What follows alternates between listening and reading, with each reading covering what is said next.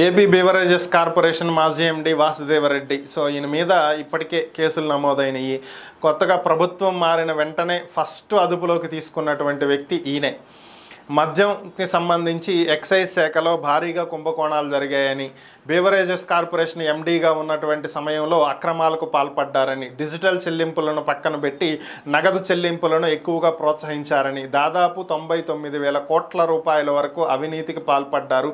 దీని వెనక వైఎస్ఆర్ కాంగ్రెస్ పార్టీ నేతలు పెద్దల హస్తం కూడా ఉంది అనేది ఆరోపణలు. సో అప్పట్లో ఈయన్ని అరెస్టు చేసినప్పటికీ కూడా 41A CRPC నోటీసులు ఇచ్చి విచారణకు హాజరవ్వాల్సిందిగా చెప్పి వదిలేయటం జరిగింది. అయితే ఇప్పుడు ఎక్సైజ్ శాఖ నుంచి వివిధ వ్యక్తుల నుంచి ఏపీ బీవరేజెస్కి భారీ స్థాయిలో ఈయన మీద కంప్లైంట్ల వెల్లువ వస్తున్నటువంటి నేపథ్యంలో ప్రభుత్వం ఈ కేసుని సిఐడికి అప్పగించాల్సిందిగా నిర్ణయం తీసుకోవడం జరిగింది.